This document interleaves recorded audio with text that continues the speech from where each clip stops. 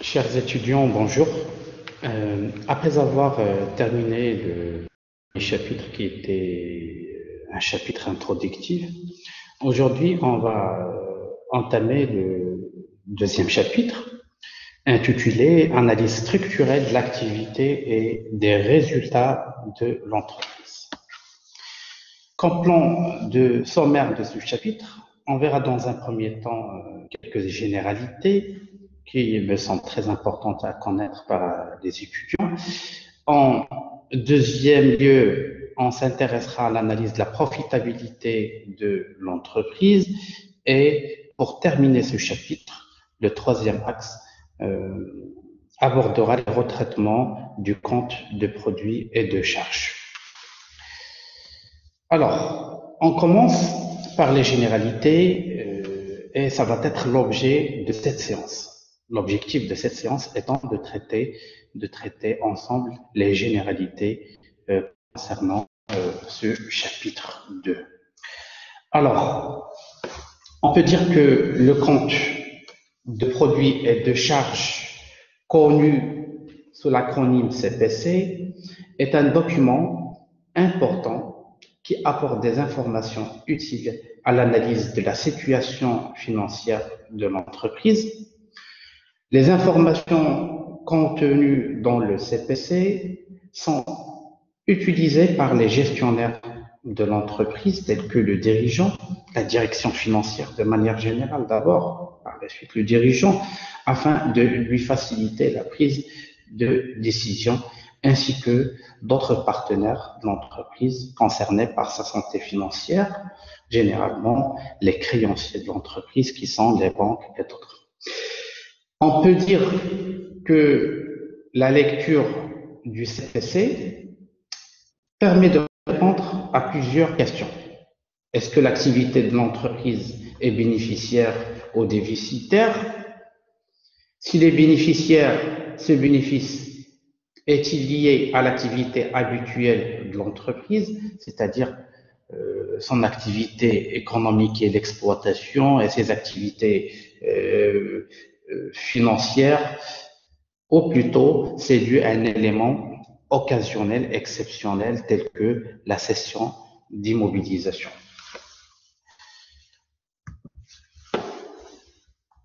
Il y a un certain nombre de distinctions qu'on doit établir pour mieux comprendre ce qu'est le CPC.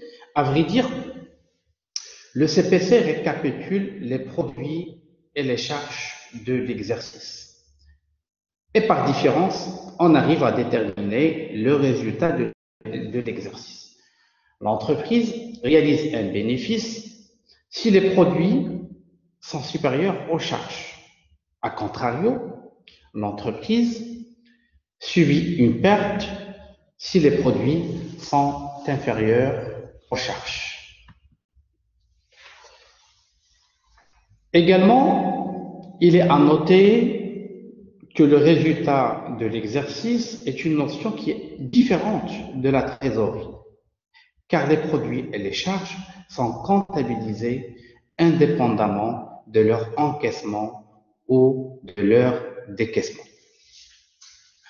On peut alors définir les produits comme étant les ressources générées par l'activité de l'entreprise qui découlent essentiellement de sa production, mais également de certaines opérations hors exploitation, telles que les intérêts perçus, les produits de cession d'immobilisation, etc. Pour les charges d'un exercice désignent généralement les consommations nécessaires par l'entreprise pour réaliser son activité. Une autre distinction qui me semble importante, c'est que les charges et les produits sont différents des achats et des ventes. Cette distinction est particulièrement importante en ce qui concerne les immobilisations, les stocks et les provisions. Commençons d'abord par les immobilisations. Une immobilisation, qu'est-ce que c'est? Une immobilisation est un bien qui va être utilisé par l'entreprise, donc consommé pendant plusieurs exercices. Dans le cas d'une machine que l'entreprise a acquis pour être utilisée pendant plusieurs exercices, la charge qui figure au compte de produits et de charges d'un exercice ne sera pas égale au prix d'achat de la machine, mais à la constatation de son usure, c'est-à-dire à son amortissement annuel. Supposons, à titre d'exemple, qu'on a une machine prévue pour être utilisée pendant 5 ans. Par simplification, la dotation d'amortissement sera égale à 1 sur 5 le prix d'achat de la machine. Pour les stocks. Pour les stocks, la consommation de matières premières ou de marchandises n'est pas nécessairement égale aux achats de l'exercice. Car le stock de l'exercice précédent a été consommé alors que, au contraire, une partie des achats de l'exercice n'a pas été consommée et reste en stock. Les achats consommés de matières premières, par exemple, sont calculés en déduisant des achats de matières premières d'exercice la variation de stock. Avec variation de stock est égale au stock final moins stock initial. C'est pour ça qu'on met achat consommé égale achat moins variation de stock. Pour les produits finis,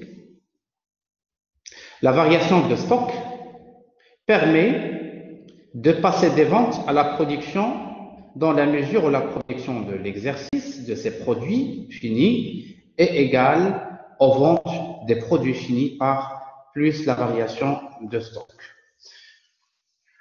Je répète. La variation de stock pour les produits finis permet de passer des ventes à la production dans la mesure où la production de l'exercice de ces produits finis est égale aux ventes des produits finis plus la variation de stock. De cette manière, on aura la production est égale aux ventes plus la variation de stock, avec toujours variation de stock égale stock final moins stock initial.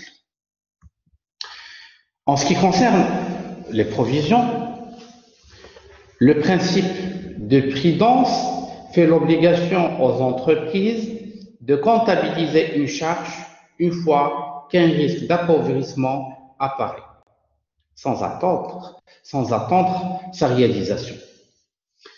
Lorsque ce risque se matérialise, c'est-à-dire se réalise ou disparaît, la provision est alors annulée par le crédit d'un compte de reprise sur provision.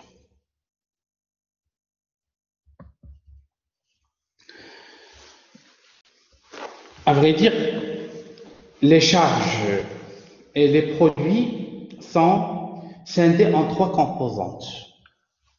On a d'abord les charges et les produits d'exploitation qui désignent l'activité économique proprement dite de l'entreprise, comme les ventes, les achats de matières premières et de marchandises, les salaires et les cotisations sociales versées et ou les dotations aux amortissements.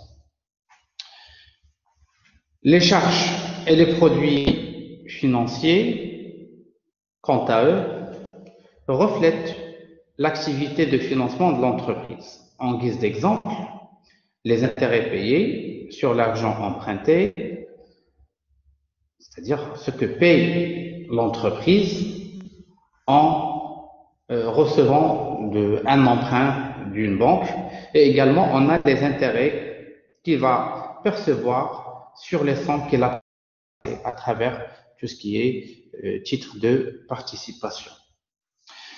En ce qui concerne les charges et les produits non courants, ces derniers reflètent les opérations à caractère exceptionnel et qui n'ont pas vocation à être réalisées. Donc, ils désignent l'ensemble des opérations occasionnelles et non habituelles de l'entreprise. Il s'agit par exemple des dommages et intérêts versés au reçu d'une session d'immobilisation, etc. Donc, je pense qu'on a suffisamment parlé des généralités concernant ce chapitre. D'accord? C'est un élément très important pour comprendre ce qui viendra par la suite. Lors de la prochaine séance, on va aborder le deuxième axe de ce chapitre 2, à savoir l'analyse de la profitabilité de l'entreprise. Donc, je vous remercie pour votre attention. Donc, Inch'Allah, demain, on abordera l'analyse de la profitabilité de l'entreprise. À demain.